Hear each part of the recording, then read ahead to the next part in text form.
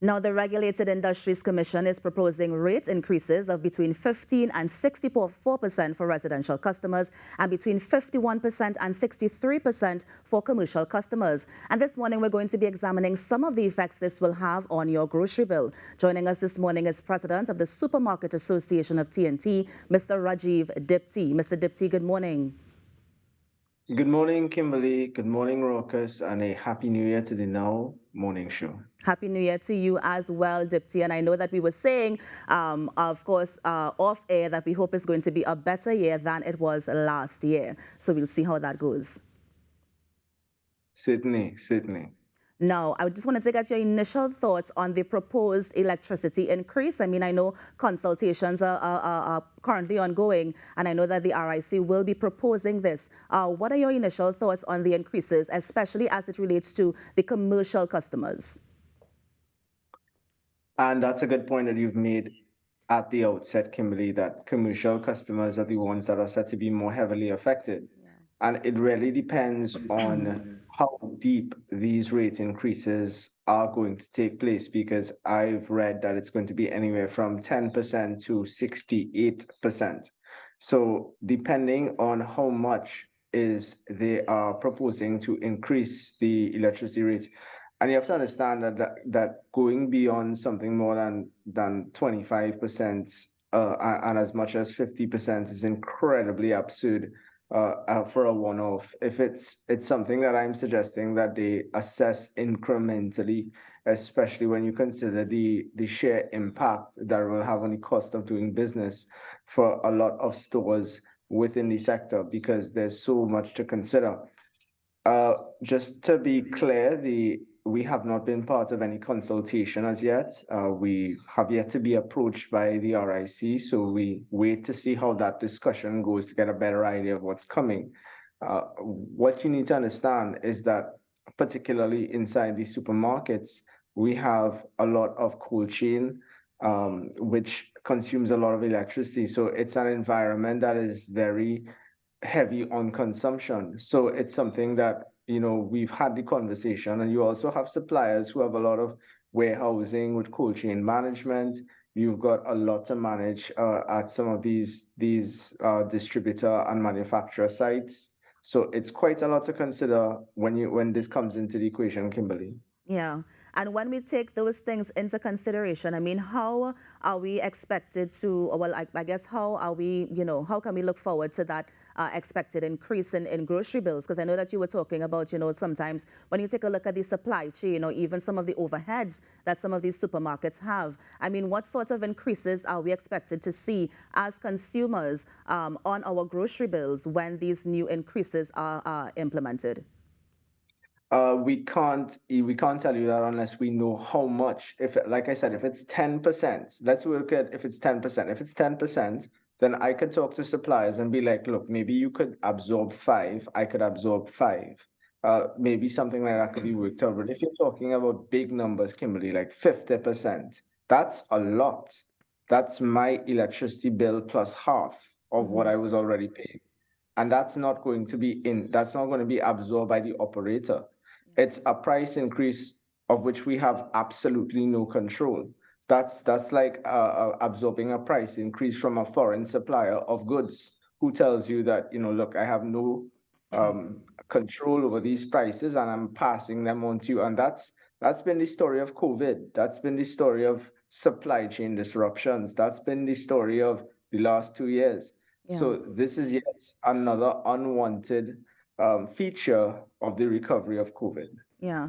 I just want to read an example here because I know that they did give an example. So they're saying commercial customers using 500 kilowatt hours bi-monthly will move from $232.50 to $380 every 2 months, or $190 monthly. So if you have this figure of $380 that you're paying every 2 months, is it then that the customer has to absorb some of that cost, or does it depend on how much kilowatts the particular business is using? I mean, how is the supermarket then going to estimate how much of the cost the consumer has to absorb?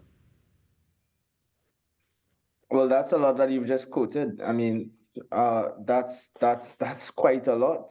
I don't see This how is any bi-monthly, by how the way, every 2 months. yeah. it's something that you have to look when you get these price increases, like in any price increase that comes at you, you're going to examine it from the context of the cost of operation. When you look at it and how it features on the cost of operation and what that means, because it's something that when these things happen, the prices are inevitably affected coming from suppliers. It's not it's the price increases don't take place at supermarkets. And I think that's important to note. Suppliers of these goods who have these operations as well that are going to be assessing their own impact are going to tell you, look, these prices are going up. And that's when you sit down to have a conversation with them and see what could be worked out. So it's not just dependent on a store telling you that, look, they're going to absorb it. It's going to be shared throughout the supply chain. Yeah. And then, so then we are looking at only the increase in the electricity. We're looking at the suppliers, we're looking at the distributors. But then how also do we factor in things like freight cost? Is that going to be another cost that they're going to have to consider now? And then is that going to be added to the cost of the item for the consumer on their grocery bill?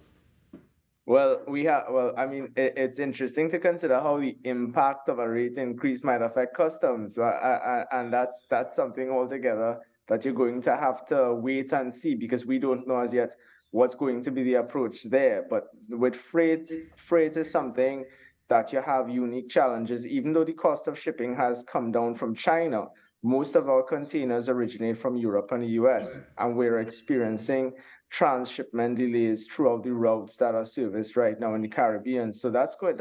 These are the rate increase is a challenge that comes alongside other challenges that we've already spoken a lot about throughout COVID.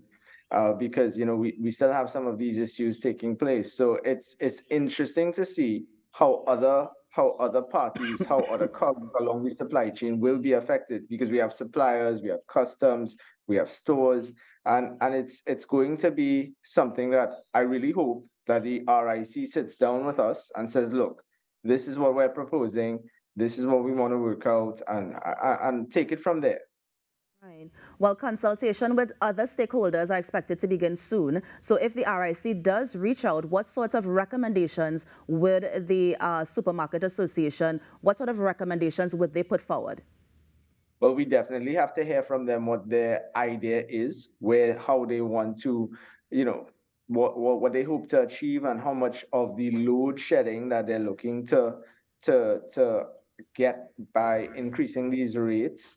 And I would recommend something of a tiered approach, a stepwise approach to adjusting these rates. Increments, as I mentioned earlier, Kimberly, is the way that we would discuss this, and that's something that we would be willing to work with them towards achieving.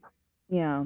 Now, one of the things that was in effect or came into effect on January 1st, Rajiv, was that there was a one-time manufacturing tax credit for companies which invest in new machinery, production lines, and equipment. So, of course, for the manufacturing, I know this is a supermarket, but of course, it's also related to the manufacturing sector. Would you encourage people to, sort of purchase new machinery to get that tax credit to sort of see how they can keep their costs down? I think it's a great incentive, especially for startups, especially for people who are looking to refurb, especially for people who are looking to invest. And I mean, look, whenever these tax breaks, as we call them, come into play, just like we had them for CCTV cameras, I think we urge people to take advantage of them because it's something that's only going to redound to the benefit of your business as well as your competencies and capacities. So definitely, Kimberly, that's something that I've looked at. We've already indicated, look, it's a good time to take advantage of whatever's on the table right now. Yeah. And when we're looking at the supermarkets or supermarkets on the whole, of course, there's a bunch of overheads that they have to absorb. Is there any other sort of cost-cutting measure? Maybe they can cut a cost here or cut a cost there so that the consumer doesn't have to feel that increase when these electricity rates have increased. I don't think that the public knows how razor thin the margins are at supermarkets. They're really thin. It's a volumes business. It's and recently we've been spending a lot more on security, Kimberly. That has been the brutal reality of crime and how it's been affecting us, because outside of the violent crime, we have been noticing spikes in pilferage, and it's something that where it's not just the opportunistic pilferage, it's organized pilferage. So we've had to invest a lot more in security. So we've been taking advantage, for example, of those aforementioned CCTV cameras, but also we've been paying a lot more for armed and unarmed security, and trying to work more closely with joint patrols to see how we could crack down on these hooligans and these rings of organized pilferers. So it's been a lot. In terms of cost cutting inside supermarkets, it's a complex operation because there's so many departments where we seek to offer value to the customers, because the customers have great expectations when they come into any department of the supermarket, be it the bakery, be it by at the butcher, be it the meat section, be it all the different sections that we have in the stores. We seek to offer value back to customers. So we're not really looking to cut costs. We're looking to offer the best prices and the best possible deals to customers, and that means trying to find the best from our suppliers as well. And with any environment where that is offering price increases right now, it will challenge our suppliers who bring goods to us to bring even better deals back to us for the customers. Yeah. So, Mr. Diptee, then is the reality that because these increase in electricity rates are coming, that we as the consumers should look forward to an increase in the food items that we purchase? Is that the reality? I think that you need to see what the increase is. Like I said, if it's 10%, if it's 25%, if it's 50%, how much is it going to be? There is a threshold to what can be absorbed. But if it is on the higher side, Kimberly, I think you're going to see that, to answer your question in a short answer way. But Yeah. you definitely need to analyze how much it is, because you can easily sit down and have a conversation with members along the supply chain. But how does this realistically affect us is going to be the big question.